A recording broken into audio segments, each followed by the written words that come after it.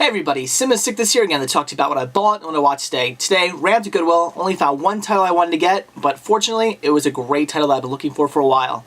And today I picked up the Walt Disney Masterpiece Collection of Mary Poppins. And for those of you who watch my videos, you are well aware that I've been trying to get the entire VHS Walt Disney Masterpiece Collection. I am now only one title away from getting that. All I need is So Dear to My Heart, and then my collection's complete. Unfortunately, I think I'm going to have a very hard time finding So Dear to My Heart, because it's one of the more obscure Disney titles, and I don't think I've ever seen it on VHS, so I'll be looking. But now, you know, one more down, only got one more to go. This was a great find. For $1, I had to get it. So that's it for what I bought today, so now on to what I watched. And the first Halloween Horror-thon title tonight was, obviously, since I just finished watching the commentary on Sleepaway Camp, Sleepaway Camp 2, Sleepaway Camp 3 with commentary. Good commentary, just not great. Basically the same exact commentary as Sleepaway Camp 2, features the same people, the director Mike A. Simpson, writer Fritz Gordon, and the moderator was John Calza. Again, it's just mediocre like Sleepaway Camp 2 was. Just, you know, basically just knowledge-based commentary telling you how things are done, why things are done. Just what you really expect from a commentary. Nothing too special, but again, like I said for Sleepaway Camp 2, if you've seen this movie, you know, a million times like I have, the commentary is definitely something I'd recommend checking out. It wasn't bad commentary, it was definitely good commentary, just nothing above and beyond, nothing special, just your pretty much standard mediocre commentary. But again, for somebody like me who's seen this movie, you know, way too many times, but you know, it's a great movie, why not? I figured definitely time to check out the commentary, and it's definitely worth watching. So if you have Sleepaway Camp 3 and you love it like me, definitely check out the commentary. And the next Halloween Horror-thon title tonight was Return to Sleepaway Camp. Now, a lot of people do not like this movie, and I see why. It's not all that great. Deaths are mediocre, doesn't really have that 80s feel, doesn't necessarily feel... It feels like a modern-day Sleepaway Camp, as opposed to, I think, the Sleepaway Camp we all wanted. We wanted to go back to that 80s feeling of the first 3 movies. You don't get that with this one. It definitely is a lot more modern. It doesn't even really feature around Angela. It features around this other annoying fat kid who just drives me nuts throughout the whole movie. So it's just not that fantastic of a movie. Luckily, Felicia Rose does come back to reprise her role as Angela, which is cool, but it's just not that great of a movie. Again, very mediocre. I do say if you are a fan of the Sleepaway Camp series, I would say definitely check it out, pick it up. You can get this for pretty cheap. It's not horrible of a movie. It's not like the worst movie you've ever seen. It's worth a watch. If you like horror movies, you know, it's something to check out. It's an okay slasher film. It's just not that great, not that well done. Again, deaths are mediocre. It's just a modern day mediocre slasher film, unfortunately. But again, it is worth checking out, I'd say. It's not horrible. It's just not great. So this is only my second time seeing it, and I definitely remember it being better the first time I watched it. I guess now that I watched all the movies back to back, I can definitely pick out the many flaws of this movie. But, you know, again, you can get it for pretty cheap, so I would say check it out, but don't be expecting anything great. And since tonight is my 1-year anniversary of being married to my beautiful wife, I figured the last Halloween Horror-thon title tonight had to be Buried Alive. This is a fantastic movie. I've been a fan of this movie for a long time, ever since I was a little kid. Unfortunately, a lot of people I know have not seen this movie, which is definitely a shame.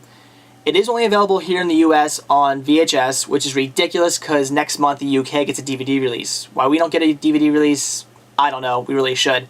This movie definitely deserves one, if not a Blu-ray release. So, great movie. You should definitely check it out. Now on to explain the plot of the movie and why I had to watch it on my anniversary, which may seem disturbing to some.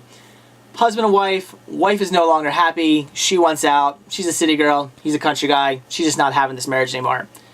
They've been trying to have a baby now, turns out she did get pregnant, she went to a doctor to have it aborted, the doctor and her started having an affair. But the doctor has his own motivation for this affair. He knows that the husband here is worth money. He has got a company that's worth $1.5 million, and he knows that if he dies, the company goes to the wife and she can sell it off, get the money for it. But his motivations has nothing to do with actually the wife at all and running off with her. He wants the money so he can run his own, build up his own clinic. So he puts it into her head to kill the husband. He gives her this vial of poison from a fish to put in his food and kill him off. Well, she's not sure if she wants to do it or not. She's having second thoughts. She takes the vial, throws it in the trash can. Some of it starts to leak out. She eventually decides, okay, I'm going to do it. Pours it into his wine, but it's not the entire vial, which isn't enough to actually kill him. So he, what you think, dies. So she just has a quick burial, no embalming, nothing like that, just stick him right in the ground. They put him in this really cheap coffin that's like basically falling apart, and he ends up waking up inside the, as you can see right there, he ends up waking up inside the coffin, breaking out, looks all like a zombie, crawls out of the ground. He's not dead. So he goes back to the house, realizes that the doctor and the wife are having this affair, overhears them talking. He's not very happy. He's gonna shoot him, but then it's great. There's a scene where he takes a shotgun and he's about to shoot him, and he goes, no, too easy. So he ends up trapping the doctor and his wife in the basement for a while, and all of a sudden upstairs you hear hammering and sawing, and something's being built. He lets them upstairs. Turns out he's built this entire maze for them. It's awesome. And when I was a kid, I didn't really like this movie for the plot of the movie. I didn't really, as a kid, I didn't necessarily understand it too much. But I love the fact that he built this maze in his house. When I was a kid, I thought that was the coolest thing ever. So he built this maze, and they're going through it. Really creepy. These people have no idea what's going on. They think they're totally about to die. And so he built this maze. He ends up splitting them off at one point. The doctor ends up going upstairs, and this scene is awesome. You think the husband is going to kill this doctor, but no, the doctor, as soon as he realizes that it's the husband, he's still alive, the doctor turns around to run, trips over the the suitcase of money, and falls on a syringe he has with, I don't actually know what's in the syringe. I guess it's some kind of poison or something that'll kill you, because he was going to kill the wife, obviously, to get the money for himself. So he trips over this suitcase, falls onto the syringe, and kills himself, which I think is awesome. I think it's great that the husband didn't kill him at all, because that would have been typical. The husband does whatever to kill him. But no, I think the fact that he kills himself is just hilarious. So he's now dead.